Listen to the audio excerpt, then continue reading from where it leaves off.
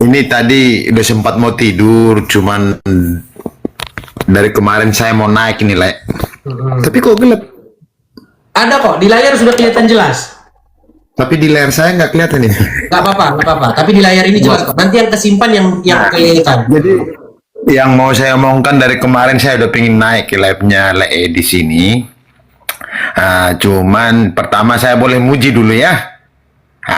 Saya menilai Bang Le di situ memang sangat pintar dan sangat jenius cara berpikirnya tentang iman.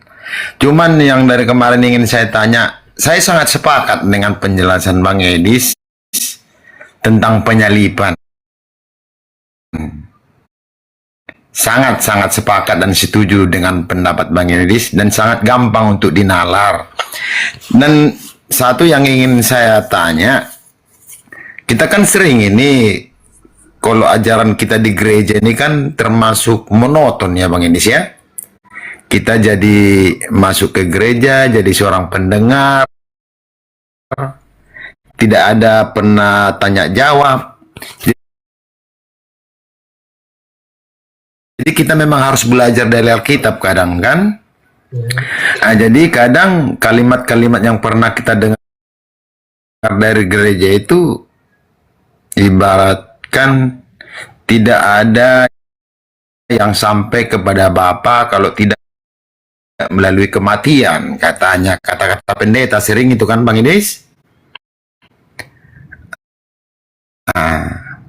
Tidak ada sampai kepada Bapak kalau tidak melalui aku. Kematian. Kata Pak Pendeta juga sering katanya.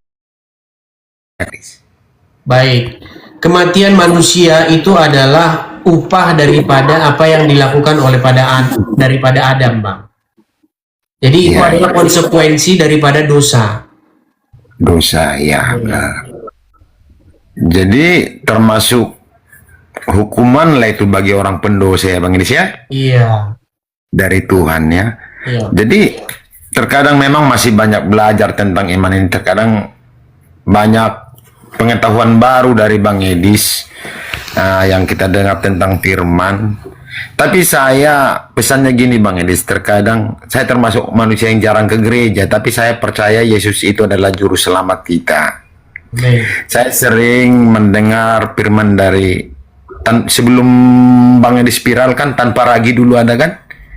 Tanpa ragi, Christian Praise. Ya. Jadi saya senang mendengar dari mereka, tapi saya sangat jarang ke gereja. Jadi banyak iman yang kita dapat dari ibaratnya pemberita-pemberita firman yang melalui medsos ini. Tapi terkadang yang saya pikirkan begini Bang Idis, gimana caranya kita tulus dalam memberitakan firman itu kalau memang tujuannya kayak yang dibilang Bang Idis tadi, tujuannya hanya menciptakan lapangan kerja. Baik. Jadi begini, pertama saya tanggapi dari pertama tadi. Bagaimana kok di gereja kita hanya datang duduk? Tergantung dulu, tergantung dulu acaranya apa. Karena di gereja itu juga ada juga program-program acara pendalaman Alkitab. Karena tidak mungkin pada misa umum yang dihadiri banyak orang datang pada misalnya hari Minggu. Di situ kita adakan tanya jawab yang nggak mungkin juga, karena mungkin diantara yang datang itu yang pengen tanya jawab mungkin hanya 5 orang, sedangkan yang lain yang 1000 orang pengen dengar. Nah makanya kita harus bisa bedakan pada waktu ke gereja acaranya apa, karena makanya gereja itu jangan cuman ada misa umum saja, tetapi ada pendalaman Alkitab. Misalnya di hari Senin kah, Selasa kah, seminggu 2 kali kah, ada yang namanya komsel, komunitas. Kemudian yang kedua, masalah pemberitaan firman Tuhan dan pekerjaan. Begini, pertama-tama, apa sih pekerjaan yang disuruh Yesus supaya orang-orang Kristen kerjakan? Memberitakan firman Tuhan. Itu pekerjaannya. Nggak pernah Tuhan Yesus nyuruh, jualanlah kamu, jualan sayur, nggak pernah. Tetapi, ini yang saya maksudkan. Bagaimana caranya tukang jualan sayur? Bagaimana caranya tukang jualan bakso? Juga ikut andil di dalam pemberitaan firman Tuhan. Caranya dengan cara mensupport dana. Mensupport siapa yang memberitakan. Nah, cuman makanya motivasinya dulu Bang yang harus dibenarkan. Kalau motivasinya dari awal, motivasi dari awal itu adalah supaya dapat kerjaan. Contoh, lulus SMA. Mau ngapain ya saya ya? Mau jadi tukang bengkel, banyak oli, mau jualan bakso capek. Ah, enak aja khotbah di gereja itu nanti. Kayak si Anu, dia bilang begitu misalnya.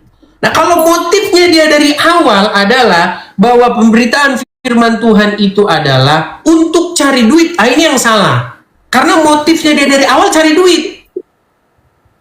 Nah, tetapi kalau motifnya dia dari awal adalah pengen memberitakan kebenaran, berkat itu juga, atau uang itu juga, ataupun makan, pakaian, rumah, dan lain sebagainya, itu pasti akan datang. Karena carilah dahulu kerajaan Allah dan kebenarannya, maka semuanya itu akan ditambahkan kepadamu.